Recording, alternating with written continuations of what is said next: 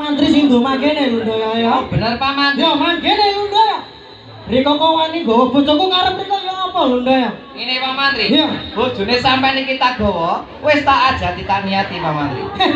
Yo mangkene lho Ndaya ya. Ning Banyuwangi iki lek ngrusak pager, ayune wong iki hukumane pati utawa penjara lho Ndaya. Bener. Pancene watake wong alasan pancene ngene. Jagung bakarane, tanggung bakarane bojone sampean iki wis tak gawa Pak Mantri. Aja diterusake lakon riko sing. Bener Pak Mantri. Ya wis, mangkene wae lho Ndaya ya. Mangertenono lho Ndaya ya. Dina saiki aku nganane sayembara. Oh, sayembara kepiye? Riko tak puket tak lebone pakunjaran. Lek bisa mbok kepuketen kang kaya ngono. Mengko riko bisa jodoh lawan cinta. Bener, omongane Pak Mantri tak cek. Saiki lakonono lho Ndaya ya. Jongos karo kebon kene. Nggih.